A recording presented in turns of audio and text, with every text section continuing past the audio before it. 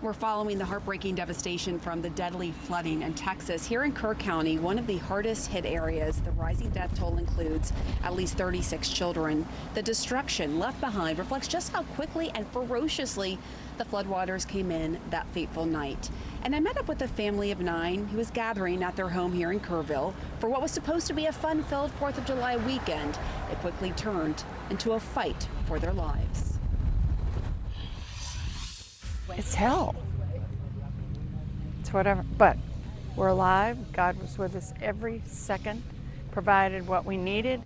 An incredible story of survival for this Hunt, Texas matriarch and her family. Right, there's the escape hatch. Right there, Yeah. the escape hatch. Yep. So you all squeezed through that time? Well, I was the hardest one to squeeze. That was the problem. I couldn't diet fast enough to get out there. But anyways. But you got out. 83-year-old Penny Deupree was the first to wake up and sensed something was wrong in the early morning hours of July 4th. I got up to go to the bathroom. Yeah. And when I went to the bathroom, I flushed it, and it goes. And I went, again, we're having plumbing problems. So I laid down for a few minutes, and I went, it's rained a lot. I think maybe I better check the front of the house. And that's when it was just flooding already. Her daughter, Carrie Wilt, who lives 2 miles down the road, explains how all 9 people staying at the house managed to escape. So they gathered everybody up into the sleeping loft. This is where the grandkids slept, right? And they all got up to there, and you can see as you pan around where the water level was. Pop, pop, pop, pop, pop, pop. Each one of them had a buoy, and were just hitting it and trying to get out. Who was holding the babies? Their parents. So they had a whole system and in getting them to safety. Oh my God.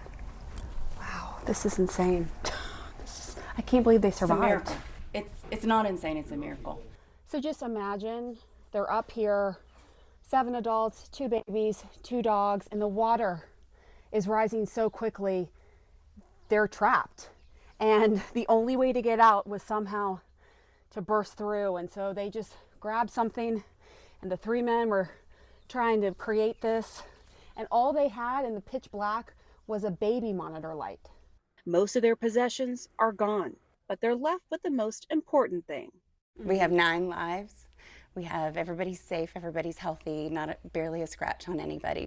And a connection to their family history, while a little battered and bruised, is another story to tell. My great-great-grandmother is Frances Hodgson Burnett. She's the author of The Secret Garden, Little Lord Fauntleroy, A Little Princess, and 50 other books. And my mother was the keeper of, kind of her stuff. So she remained actually hanging here throughout. She got waterlogged, of course, but she's okay. A lot of laughter was had in this house, right? You are exactly right. Another win. And plenty of laughter still to come. That's my dad. Yeah, we found The cop, he's in there. We found his ashes. Oh my gosh. Should we move the Dr. Peppers off of him? Just give him some dignity here? He would somehow find that amusing, I think. Oh yeah.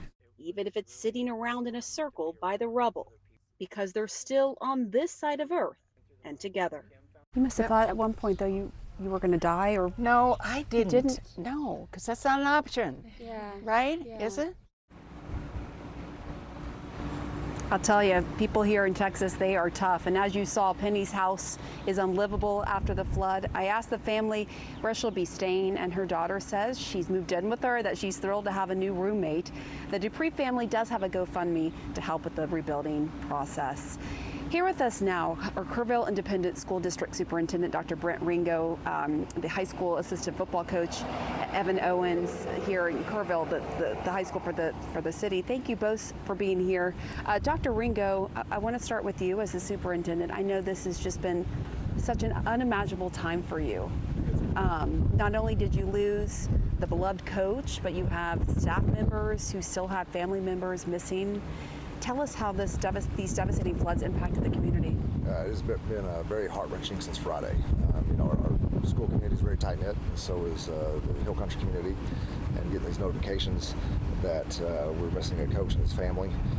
Just one, unimaginable, and just truly devastating because he was such a beloved coach in our community, teacher. He was our teacher of the year for the high school, and also our secondary teacher of the year.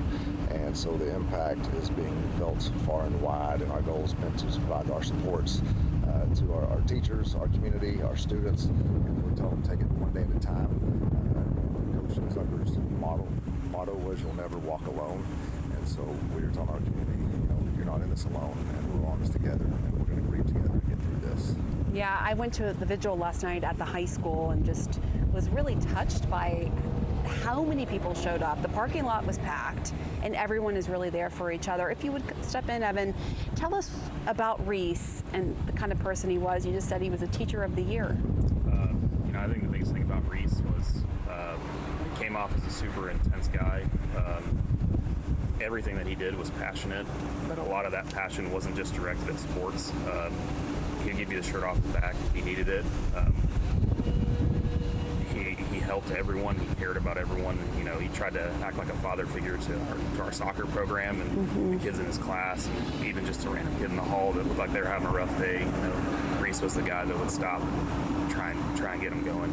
Yeah, tell us more about the impact he had on the kids. I think it showed a lot last night at the vigil. We had a lot of people that showed up, and they related that he was like a father figure to them. Reese always tried to make it more than soccer. Tried to relate the adversities and the hardships that they went through on the soccer field to life. And I think it's evidence with, we had a tournament that we hosted every year, and we would have alumni come back and help us run the tournament just to be around Reese. We had an alumni game, and we would have 40, 50 alumni show up to play just because they wanted another day being around him, being coached by him, because that's the impact he left on them. An amazing person who was really a fixture here in the community, as so many of these victims are. It is a very tight-knit community, and Superintendent, you've been actually helping the community, the first responders, providing them resources and housing, right? Yes, we have. We received a call Friday morning to house first responders, the ones that were showing up, and they were pulling in town by 9 a.m., 10 a.m., and they needed a place to sleep for their mission planning, and so we provided Tybee High School. We're housing about 60 first responders there. They were the first ones on scene. And Sunday received the call that we needed to house about another 225 game wardens for the rescue and recovery mission. And so as they arrived Sunday, they were being housed in our middle school, sleeping on cots in classrooms. And it's an honor and very humbling to be able to support our first responders who are showing up to support our community. And you've been helping the camps too, right? We have. Friday, day of devastation, the tragedy, we told our community and Kerr County we are here if needed.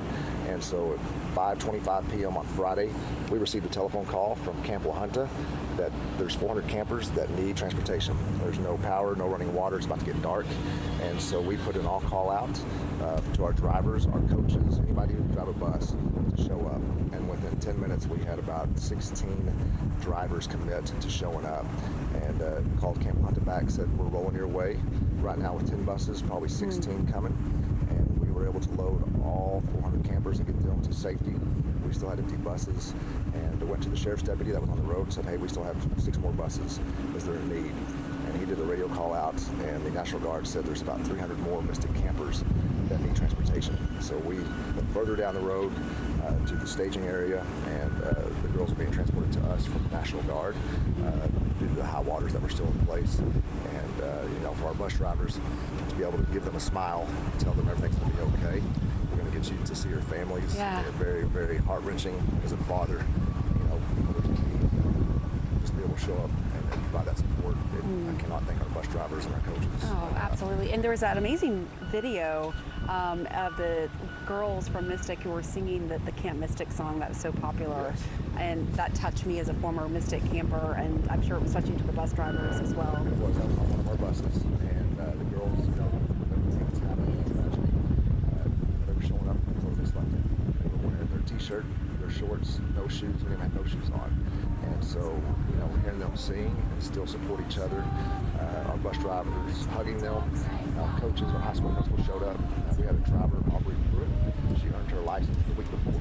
She had never transported kids until this call came out. And so that all call and support, we're just of our community help through this process. We're going to get through it, and it's a very resilient community.